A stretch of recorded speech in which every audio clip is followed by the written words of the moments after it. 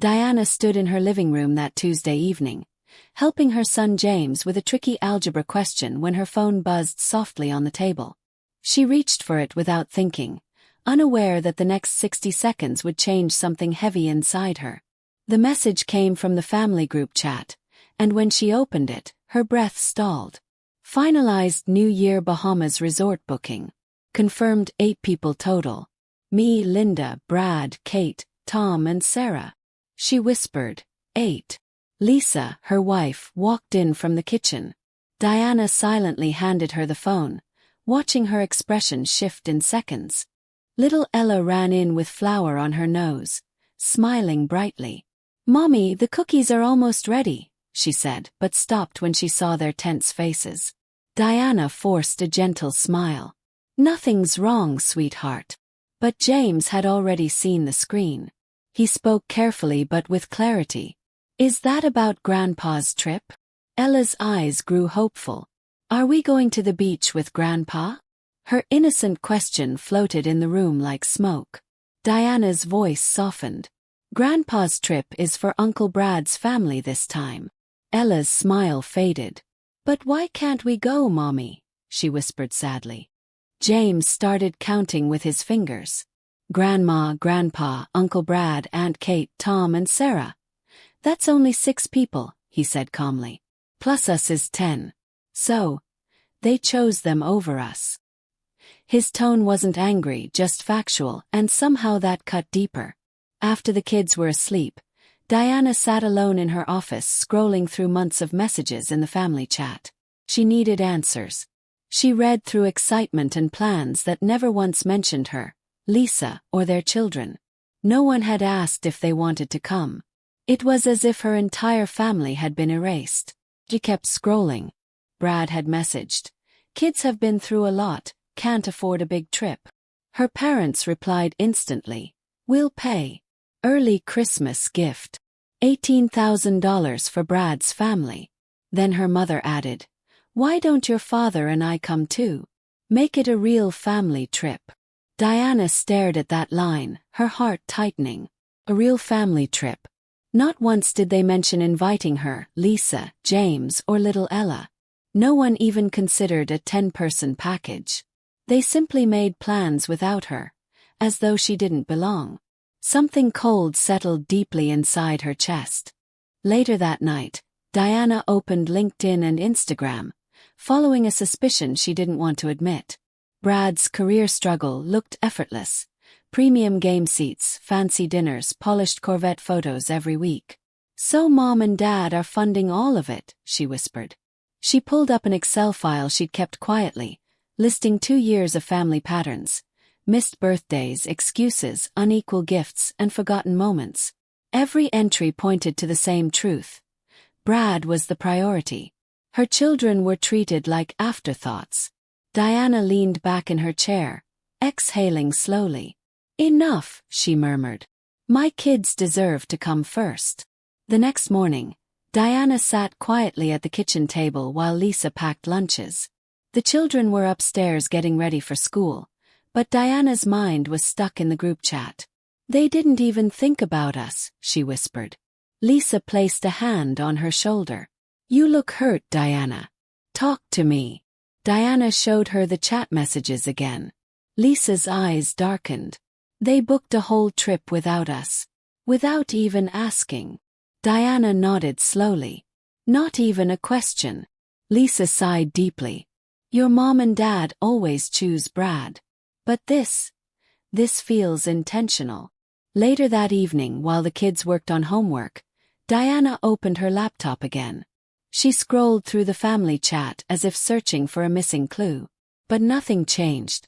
Each message was another reminder that her family had celebrated, planned, and bonded, while she remained invisible. She whispered, "Was I ever truly part of this family?" Lisa came beside her and sat quietly. After a long pause, Lisa said softly, "You're part of our family. Me, James, and Ella. That's who matters."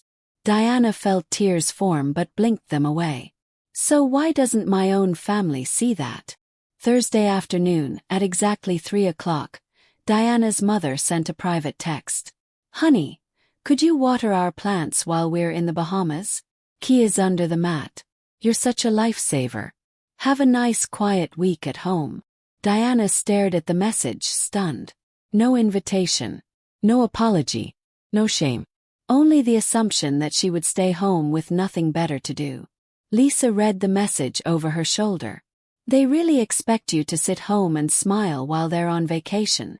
Diana typed slowly. Sure, Mom. She pressed send, then whispered.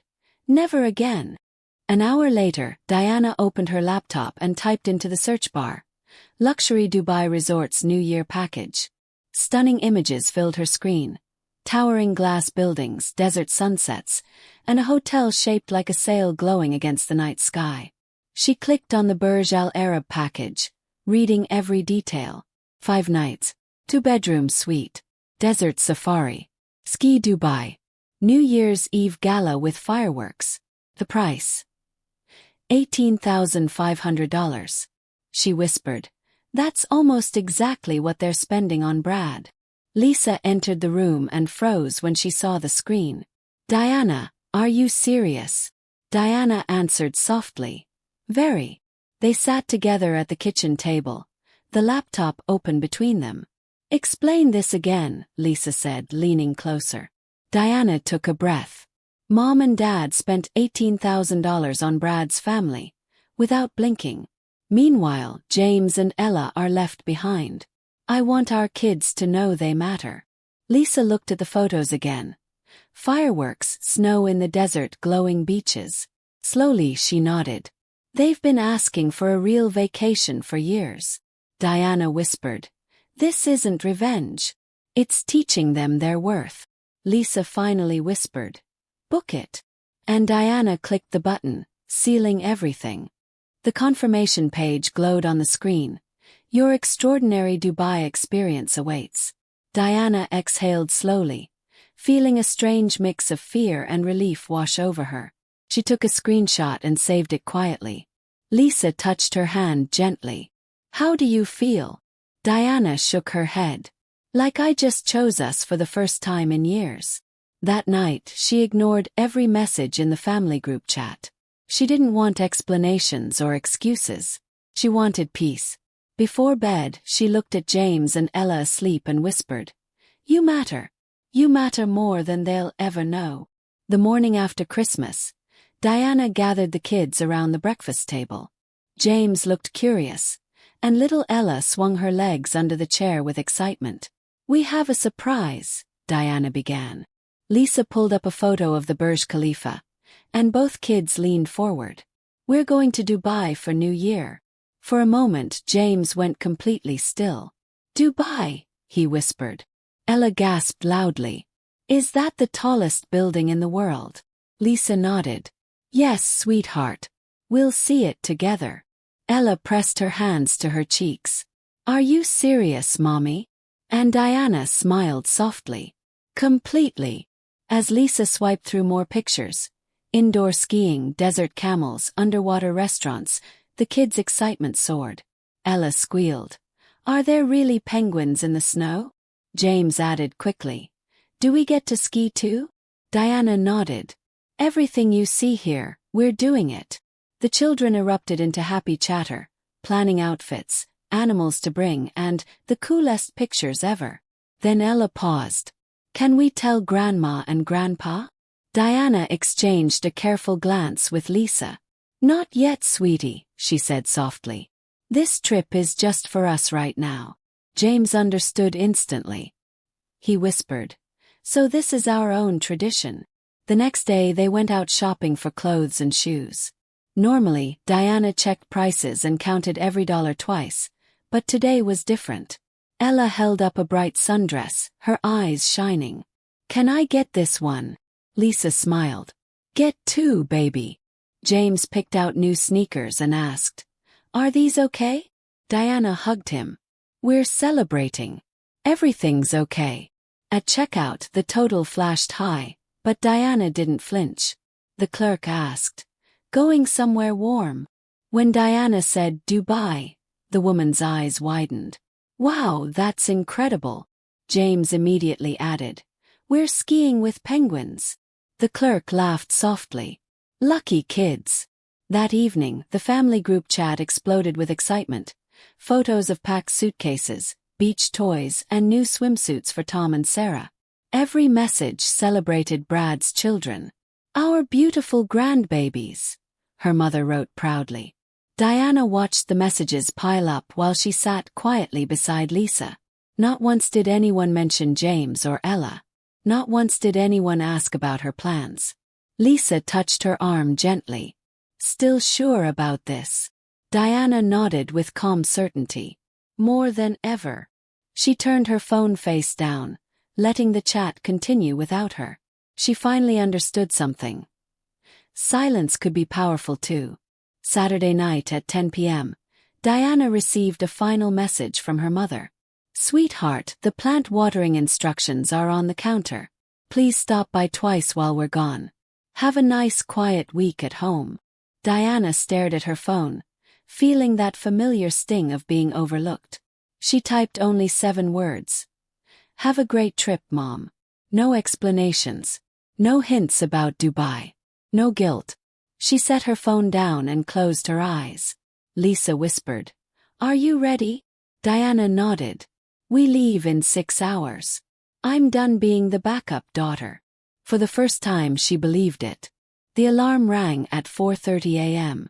The house was still dark as Diana loaded the suitcases into the SUV. James and Ella climbed in, sleepy but excited, wrapped in blankets. Lisa drove while Diana watched the empty streets pass by. At the airport, the Emirates check-in agent smiled warmly. Dubai for New Year. You'll love it. She handed them business-class boarding passes, which made James stare in disbelief. Ella clutched her little travel pillow like treasure. In the Emirates lounge, Diana took a photo of the kids by the window with a massive plane behind them. Our new traditions begin. Before boarding, Diana posted the photo on Instagram with a simple caption, Teaching my kids that family creates its own traditions. She tagged Dubai and set her phone to airplane mode before any reactions could arrive. On the plane, James marveled at his lie-flat seat. Mom, this turns into a bed. Ella squealed when attendants handed out pajamas and stuffed camels. Do I get to keep him? She asked. Diana nodded. Watching their joy filled her heart. When dinner came and the kids received sundaes, Ella whispered, This is like a movie. Diana smiled softly. It's our movie. Halfway through the flight, while the children slept peacefully, Diana switched off airplane mode. Her phone exploded instantly. Dozens of missed calls, texts from her parents, angry messages from Brad. Her father wrote in all caps, Call me immediately. Her mother wrote, Where are you? Please answer. Brad's message said, Are you serious? You ruined everything. Diana scrolled calmly, feeling strangely steady. Lisa whispered, Bad. Diana nodded. Exactly what we expected. She turned her phone off again, leaned back in her seat and whispered, This trip isn't about them. It's about us. As the plane descended, city lights appeared below them, glowing like stars spread across the desert. Ella pressed her face to the window. Mommy, the buildings are shining. James whispered, Is that the tallest one? Diana smiled. Yes. Welcome to Dubai, sweetheart. At the airport, a driver held a sign with their name. The ride to the hotel felt unreal. Skyscrapers glowing with colors, wide highways, and lights in every direction. When the Burj Al Arab came into view, Ella gasped. That's where we're staying. Diana squeezed her hand gently. Yes, you deserve the best. And she meant every word. A butler named Rashid welcomed them into the hotel lobby with a graceful bow. Miss Diana, I'll be assisting your family during your stay, he said warmly. The private elevator rode to the 18th floor and opened straight into their suite. Ella spun in a full circle. This is our room. Rashid smiled gently. This is your suite, little one. James rushed to the window shouting, I can see the whole ocean. Lisa whispered to Diana, This is unbelievable. Diana nodded slowly. This week is for them, Lisa. Only them. For the first time in years, her heart felt light. That night, after the kids fell asleep from excitement and jet lag, Diana stepped into the bathroom and finally powered on her phone. Messages flooded in immediately. Her father had written, "Where are you? Answer US." Her mother pleaded, "Please tell me you're not in Dubai." Brad's message was full of insults and blame. Diana read each one quietly, her face unreadable. Lisa knocked softly. "Are you okay?" Diana nodded. "Yes."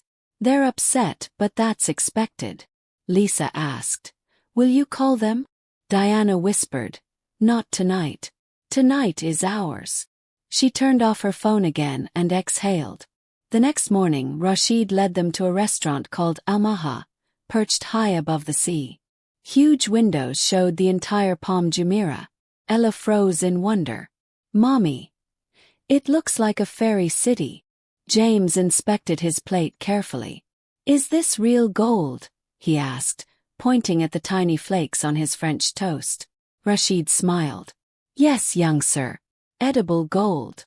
Ella gasped. "I'm eating gold." Diana laughed softly.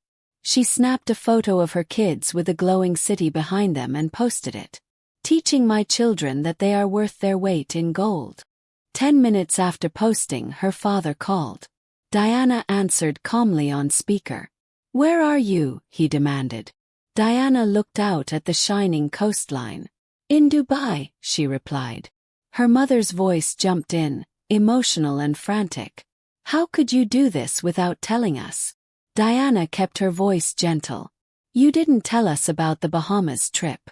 You didn't ask if we wanted to come." Her father snapped. "That was different."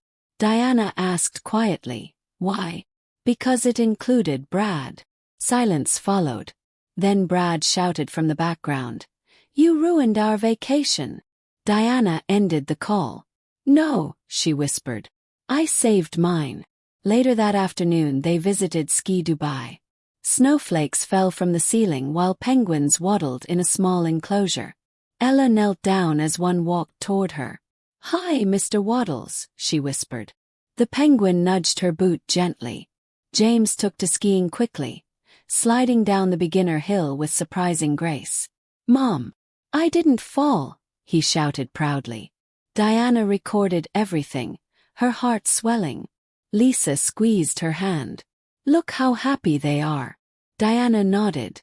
This is what family should look like. For once, she wasn't thinking about who excluded her. She was thinking about who loved her. New Year's Eve arrived with a glow. Their suite filled with soft music as they dressed. Ella wore a sparkling gold dress. James looked proud in his small suit. Lisa stepped out in a deep blue gown and Diana whispered, "You look beautiful." They took a family photo with the glowing Burj Khalifa visible outside the window. Diana crafted her caption carefully. "Family is who shows up for you. We don't wait for invitations. We create our own traditions." Lisa read it and said, "This will cause a storm." Diana nodded. "Then let it." She hit post without hesitation. At the Sky View bar they had the perfect view of the Burj Khalifa. Jake and Ella, now wide awake with excitement, held glasses of sparkling cider. Music filled the room. Ella tugged Diana's hand. "Mommy, this is the best night ever." James added softly, "Thank you for bringing us." Diana hugged them both tightly. Her phone buzzed again and again in her purse, but she ignored it. The fireworks team prepared outside. People gathered at the windows. Lisa touched Diana's arm. "No matter what they say tomorrow, you did the right thing." Diana whispered, "I know. I finally know." The countdown began. 10, 9, 8. Ella shouted louder than anyone. 7, 5. James joined in, eyes glowing. 4, 3, 2. Diana looked at her family, her real family, smiling and holding hands. 1. Fireworks erupted across the sky, exploding down the Burj Khalifa in golden waterfalls of light. Ella screamed with joy. James whispered, "This is magic." Diana felt tears rise. Not from hurt. From healing. For once, she wasn't thinking about being left out. She was thinking about building something new. Something hers. Something strong. Family where every child felt chosen. They returned home 5 days later, glowing from the experience. Their neighbor, Mrs. Linda, had watered the plants like she promised. In the living room, the kids placed souvenirs everywhere. Tiny camels, sand-filled bottles, postcards. Diana checked her phone. 57 messages, 33 missed calls. Her father wrote, "We're landing tomorrow. We will talk at 11. Her mother begged for understanding. Brad accused her of acting superior. Aunt Carol, however, wrote, "Don't let them guilt you. You finally stood up for yourself." Diana smiled gently. Lisa asked, "Ready for tomorrow?" Diana whispered, "Ready to speak the truth." At exactly 11 a.m., her parents arrived at the door, sunburned from the Bahamas and carrying stress in their faces. Lisa had taken James and Ella to her mother's house. This conversation wasn't for children. Her parents sat stiffly on the couch while Diana faced them. Her father began, "Your Instagram post made us look like terrible parents." Diana answered calmly, "I never used your names." Her mother cried, "Relatives are calling. They think we favor Brad." Diana looked her in the eye. "Do you?" Silence fell. Deep, sharp, uncomfortable. For the first time, they couldn't deny the truth. Her father stood abruptly. "We support all our children," he insisted. Diana opened a folder she had prepared days earlier. Inside were printed timelines. Every missed birthday, every unequal gift, every excuse made for Brad while her own children were ignored. "This is 2 years' worth of proof," she said quietly. Her mother flipped through the pages, her hands trembling. "We didn't mean to hurt anyone," she whispered. Diana replied softly, "Intent doesn't erase impact." Her father snapped, "You're overreacting." Diana shook her head. "James asked why Grandpa didn't love him as much as Tom. Explain that to me." Her mother burst into tears, covering her mouth. "He said that." Diana nodded slowly. "He's 10. Ella is 7. They notice everything." Her father paced the room, defensive but uneasy. "You blindsided us with Dubai," he muttered. Diana answered, "You blindsided my children with the Bahamas." He froze. She continued, "You asked me to water your plants during a trip you didn't include us in. You assumed I had nothing better to do. You didn't even ask." Her mother whispered shakily, "We just thought Brad needed more." Diana's voice steadied. "And did my children deserve less?" Just then the front door opened without knocking. Brad and Kate walked in. Brad sneered. "So this is the big drama?" Diana sighed. "You weren't invited, Brad." Her father said quickly, "We're handling this as a family." Brad pointed at Diana. "You embarrassed us. You acted like you're better." Diana stood tall. "I acted like a mother who puts her kids first." Brad scoffed. "You wasted money to make a point." Diana replied calmly, "I invested in memories my children will never forget." "That's not waste." Kate snapped. "You stalked our social media." Diana answered, "You posted publicly." Her father raised his voice. "Enough. You owe this family an apology." Diana stared at him. "For what?" "For choosing my family. For teaching my kids they matter." He jabbed a finger toward her. "Delete the posts and apologize." Diana sat back. "No," Brad shouted. "You're tearing us apart." Diana laughed bitterly. "I didn't tear anything apart. I just stopped pretending everything was fine." Her mother cried again. "We're losing you over a misunderstanding." Diana softened. "Mom, I've been losing you for years. You just didn't notice." Silence filled the room like heavy fog. Then Lisa arrived, returning quietly through the front door.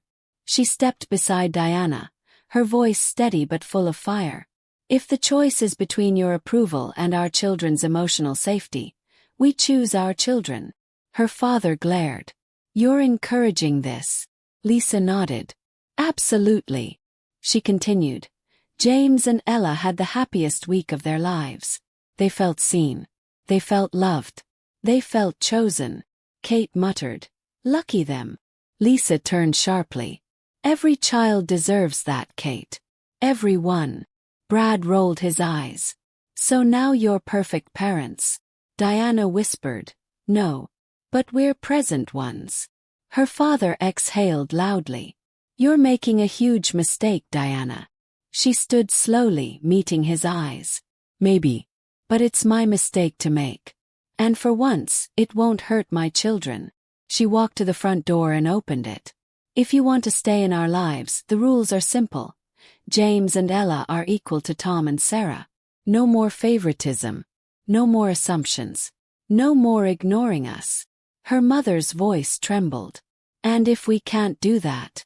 Diana swallowed. "Then we'll love you from a distance. But my kids will never feel second again." One by one they left. Her father silent and stiff, her mother crying softly, Brad muttering curses under his breath, Kate avoiding eye contact. When the door closed, Diana felt her knees weaken, and Lisa caught her gently. "You okay?" she asked. Diana nodded slowly. "Lighter," she whispered. "For the first time in years, lighter." Lisa hugged her tightly. "You protected our kids. That's what matters." Diana leaned into her, allowing the weight of years to finally fall away. The house felt quiet, peaceful, almost sacred. This silence wasn't loneliness. It was freedom. Weeks passed. No messages came from Brad. None from Kate. But slowly, carefully, her parents began reaching out. First her mother, asking if she could take Ella to the zoo. Just the two of them. Then her father, calling James to congratulate him on a school project. Small steps, but steps in the right direction. Diana didn't rush them. She didn't expect perfection. She only wanted effort. Lisa noticed the change too. "They're trying," she whispered one night. Diana nodded. Trying is enough for now. But she also knew she would never let things return to what they once were. Spring arrived. Diana and Lisa booked a family trip to Tokyo for April break. When they mentioned it to her parents, they hesitated, then declined. "Maybe next time," her mother said gently. Diana accepted that with grace. She wasn't planning trips to include or exclude anyone. She was simply living. James asked, "Can we make Dubai our New Year tradition?" Ella added, "And Tokyo our spring one." Diana laughed softly. "Yes, sweethearts. We're making our own traditions now." They hugged her tightly, their small arms warm against her. For once, Diana felt she was steering her own life. One evening, while choosing photos for a Dubai album, Ella climbed onto Diana's lap. "Mommy," she asked softly, "will Grandma love us the same now?" Diana wrapped her arms around her daughter. "I hope so," she whispered. "But even if she doesn't, we will always choose you first." Ella smiled sleepily, resting her head on Diana's chest. James placed a hand on her shoulder. "Mom, Dubai was the best week ever." Diana kissed his forehead. "Because it was ours."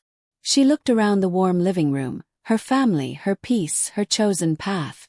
She whispered, "This is our tradition now.